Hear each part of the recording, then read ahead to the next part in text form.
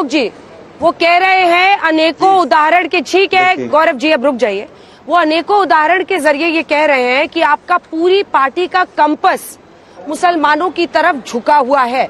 उन्होंने इधर उधर शब्द नहीं किए हैं, सीधा कह रहे हैं कि आपकी पूरी पार्टी का जो कंपस है वो मुसलमानों की तरफ झुका हुआ।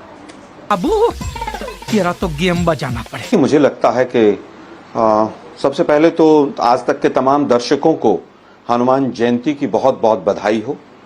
उसके बाद दूसरी बात मैं कहना चाहूंगा, शायद मेरे काबिल साथी को ये नहीं पता कि 10 साल तक देश के प्रधानमंत्री सिख रहे, लेकिन हमने कभी ये नहीं कहा कि हमने सिख को बनाया या सिख बना।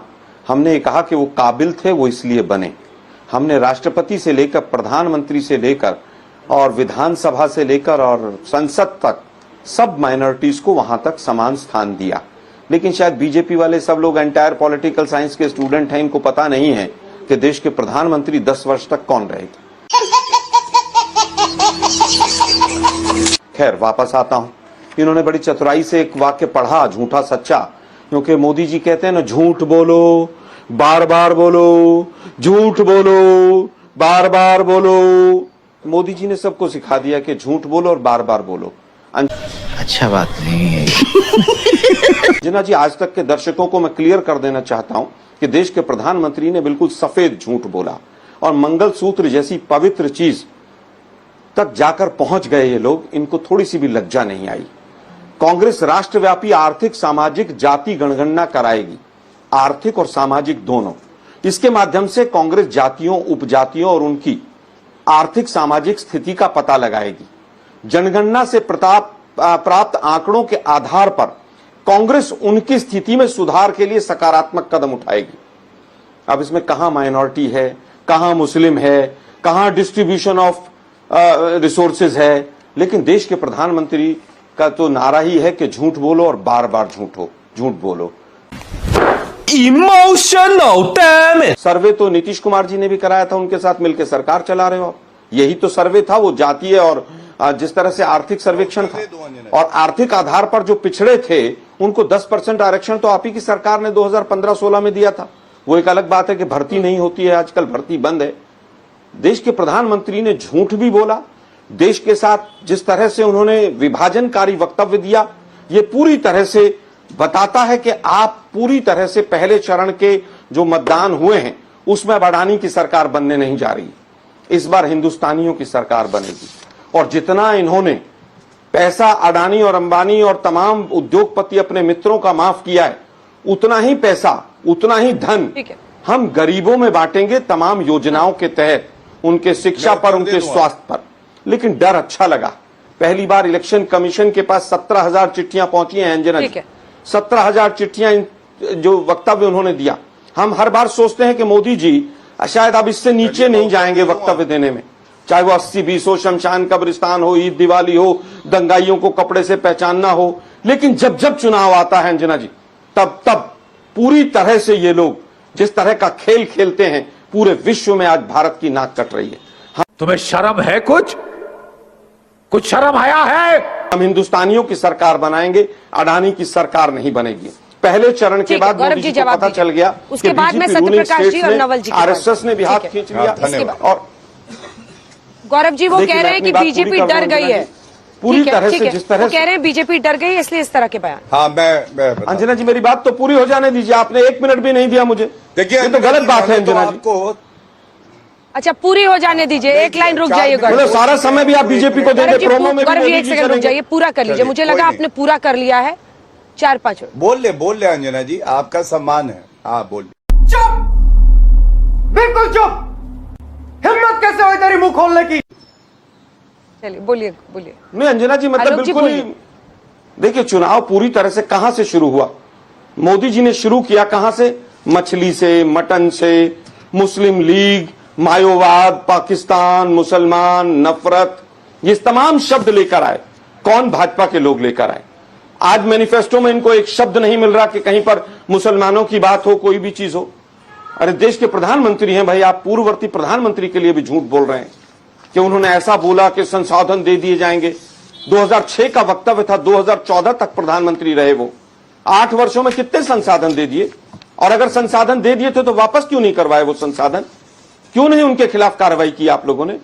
जब जब चुनाव आता है तुष्टीकरण, हिंदू मुस्लिम पूरे समाज को बांटना, पूरी तरह से अगर आज किसी भी वर्ग को मानवीय आधार पर आर्थिक सशक्तिकरण की कोई बात कर रही है चलिए अब तो उत्तर दे कांग्रेस दो पार्टी, अंजना तो उसमें जी, क्या गलत? 10 सेकंड कह रहे आप थे, कहते हैं 3 सब मिनट माइनॉरिटी का मतलब मुस्लिम, मतलब आप लोग क्या ब्रह्म ज्ञानी है क्या?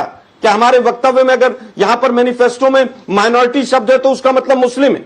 जबरदस्ती जनता माफ नहीं करेगी। मुस्लिम हिंदू करना, चुनाव को पूरा घसीटना हिंदू मुसलमान पर कोई ठीक मुद्दा है। नहीं।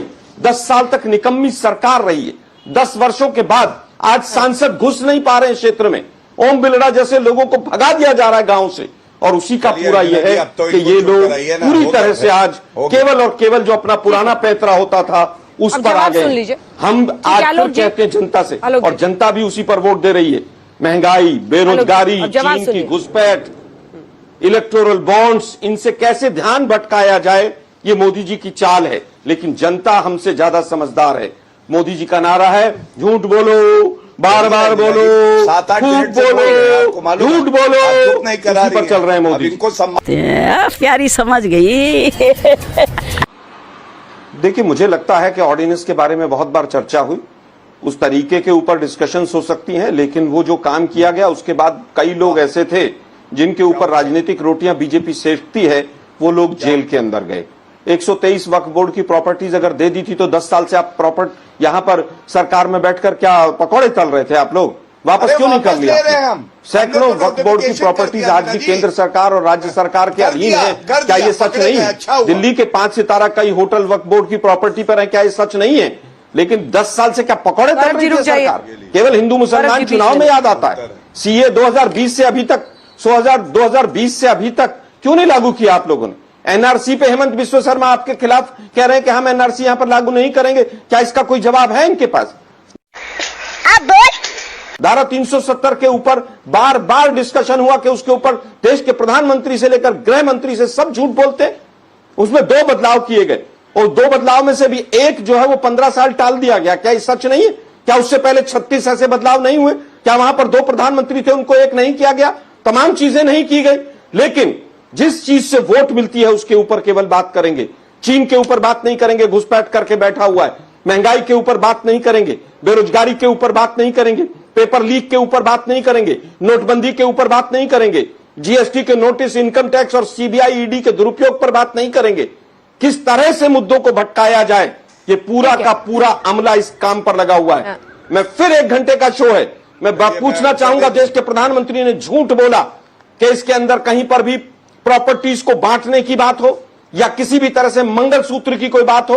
देश के प्रधानमंत्री को पूरे देश से माफी मांगनी चाहिए, और माफी नहीं, इलेक्शन कमिशन जो सो रहा सत्यप्रकाश है मिश्र जी, उसको ठीक है, जाकर आलोक। कार्रवाई करनी चाहिए। सत्यप्रकाश तुम चुल्लू भर पानी में जाके डूब के मर जाओ। देखिए अंजना जी, मैं तो सिर्फ 2 बात कहना चाहता हूं इस तरह के राजनीति में कि हैट्रिक लगाने के लिए अब कोई हर ट्रिक उनका फेल कर चुका है मोदी जी का। इसलिए जो वास्तव में उनके डीएनए में है कि लोगों को विभाजन करके, नफरत फैलाकर, घृणा फैलाकर, और घृणा फैलाने में महिलाओं का मंगलसूत्र तक का इस्तेमाल कर दिया।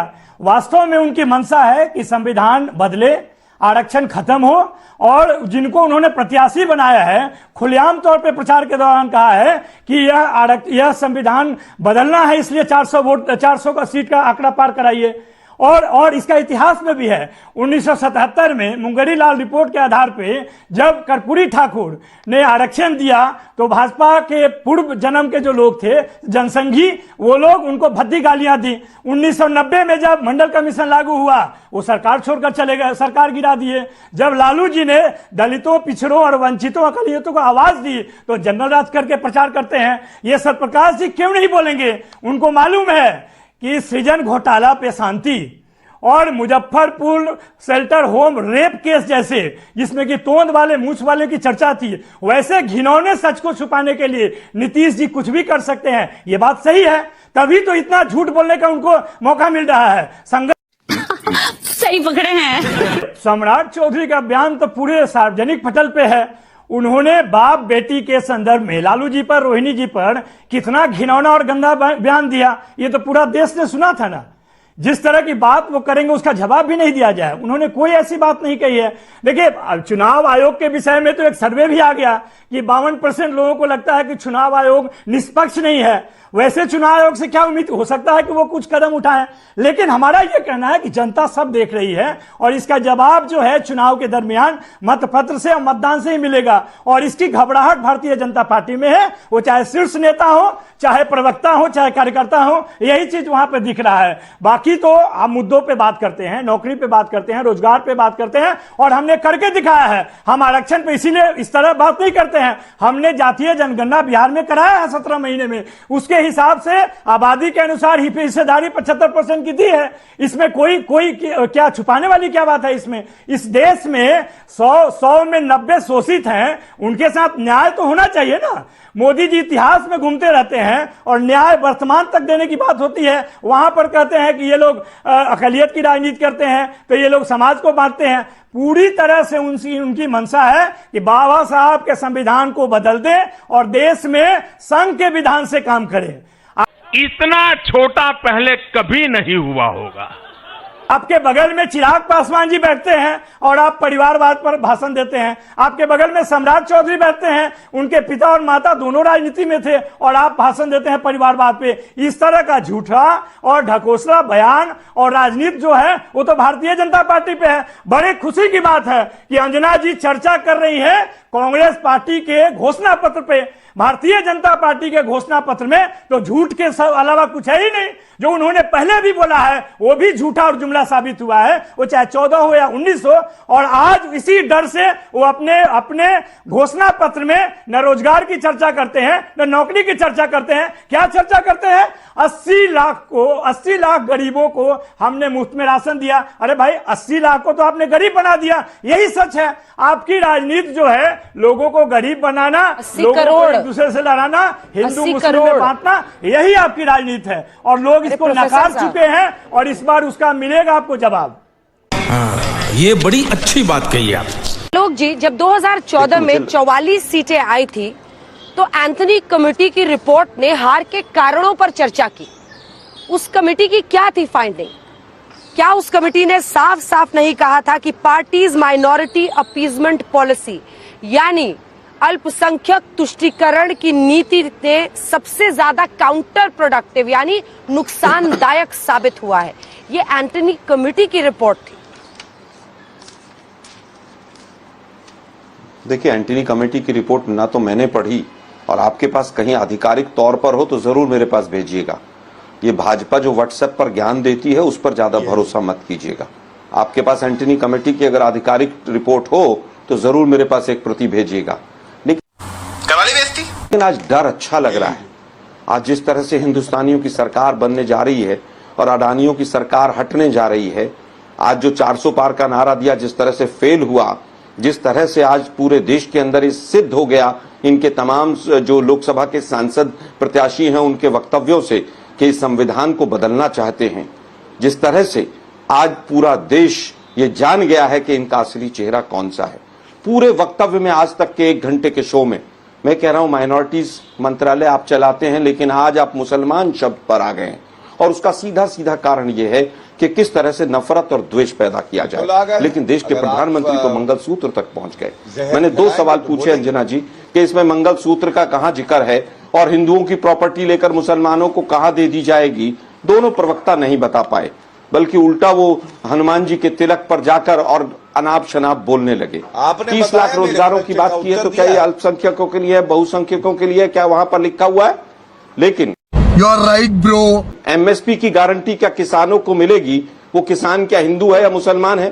पहली नौकरी पक्की होगी वो हिंदू की होगी, मुसलमान की होगी, कहीं लिखा है? लेकिन आज ये सरकार पूरी तरह से डरी हुई है और जेडीयू के साथी के ऊपर तो मुझे तरस आता है। 2 बार हमारे साथ सरकार चलाई है 2014 के बाद। पॉपुलेशन कंट्रोल के ऊपर नीतीश जी के बयान के ऊपर क्या क्या बदतमीजी बीजेपी ने की थी उसको सबको भूल गए। शायद डीएनए पता चल गया होगा अब इन लोगों को अपना। ईडी सीबीआई के खत्म, bye bye, tata, goodbye, गया।